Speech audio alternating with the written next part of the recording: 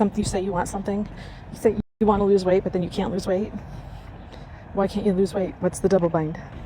What's the belief or the decision that needs to be shifted to release the double bind so that I can do recordings, so that you can lose weight, so that you can keep it off?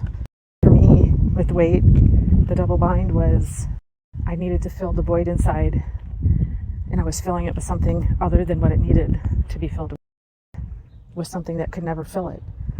I was trying to fill the void inside of I don't matter with food.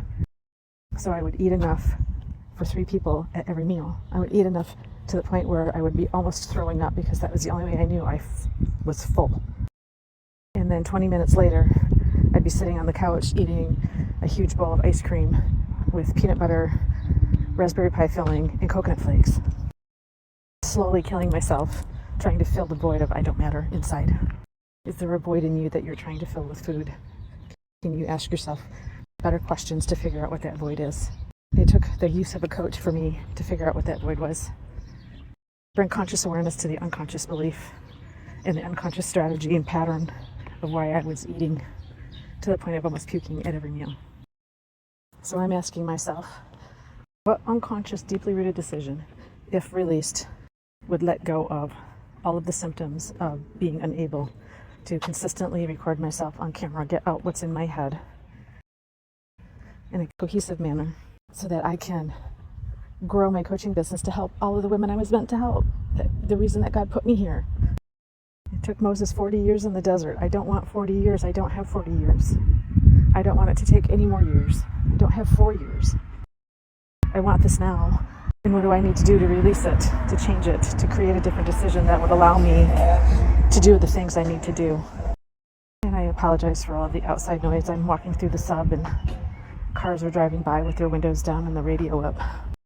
Kids are outside playing, enjoying themselves, experiencing the sunshine, riding their bikes and laughing and not giving a care in the world to what others are doing around them.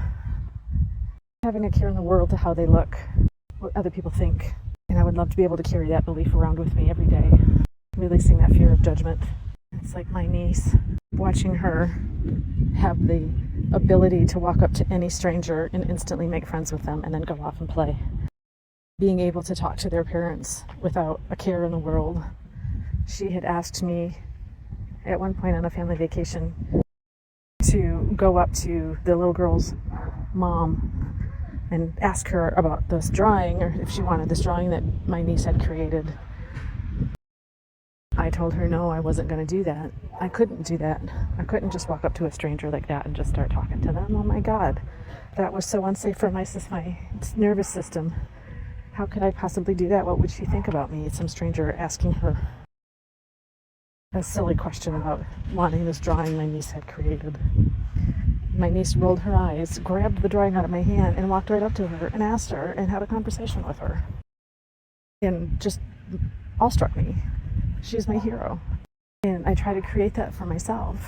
How can I talk to the strangers on social media, the internet, in the same way without giving 2 flying F's about what they think? And it all ties back to I can't safely express myself without someone judging me about what I'm saying, thinking, feeling, calling me out on how dumb I am. Do you see similar situations in your life and how things play out for you? The different scenarios of how one belief creates all of these different inabilities in different experiences. Do we tie them all together? Do you see them? Do you see the pattern? Because our mind works in that way. Whatever we believe, it has to look for evidence to make it true. If I believe I don't matter, it's unsafe for me to express myself. I will find all of the ways, my mind will find all of the ways where it's unsafe in that I don't matter.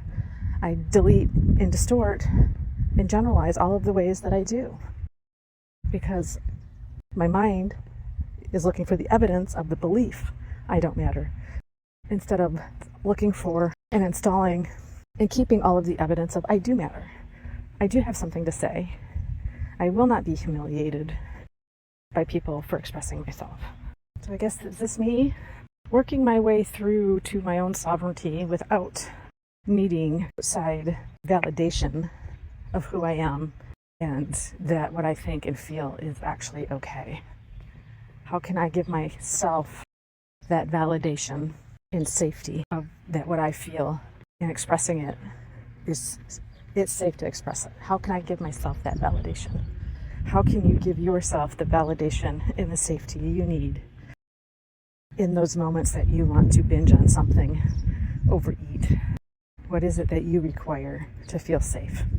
I get to maybe practice expressing myself to people I love and not making their reaction or their words mean anything about me in the aftermath of the conversation. Perception is projection. Whatever I perceive about myself, I project into the world. And how they react back is how I feel about myself. Life is a mirror, and we don't often like to look in the mirror. We can't look at ourselves in the mirror because we feel like we don't like who or what we see. That reflection back to us isn't who we really are. And what would it look like if we liked to see ourselves in the mirror? What would our lives look like if we projected out into the world who we really believed we are? They say we are not our thoughts and our behavior. But then they also say, I think this is a double bind. If you truly want to know somebody, it's based on their behavior. But the way I was coached is there is no bad behavior. There's only unresourceful decisions, being stuck in an unresourceful state. Because all behavior is meant to protect us in a way. It has a positive intent. Doesn't mean that it was a positive behavior, but it had a positive intent. Just like my inability to record myself on camera and be consistent with audio recordings. I have the intent of wanting to do them so I can help as many women as possible, but it's unsafe for me to do it, and the safety overrules the intent. So I guess the best part of all of this is I have not been turning to food like I would have in the past to cover up all of the frustration and the irritation and the guilt I put on myself and the stress for not doing recordings, keeping myself small, keeping myself safe. I have not used food to suppress those emotions. I have been avoiding. Maybe that's a whole nother talk. I don't know.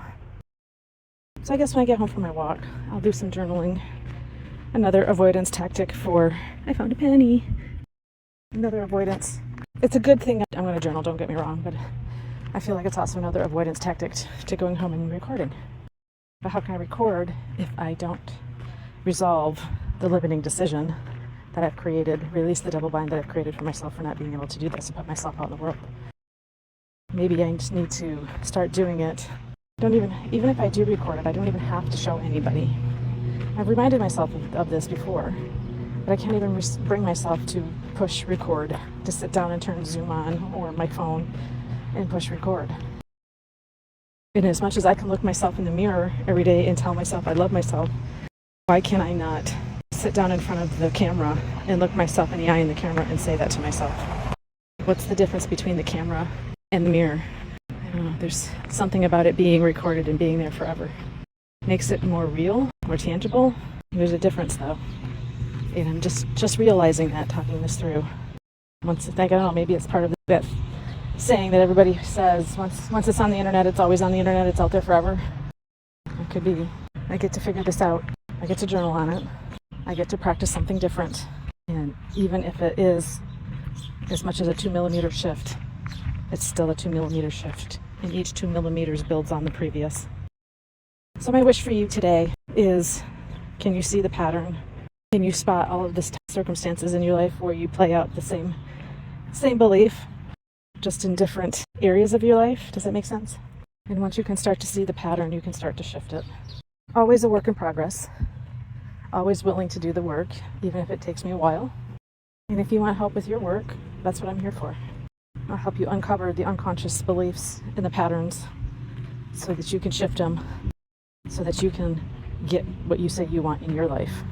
Help you lose the weight for good, just like I did. Stay radiant, my beautiful souls. I love you.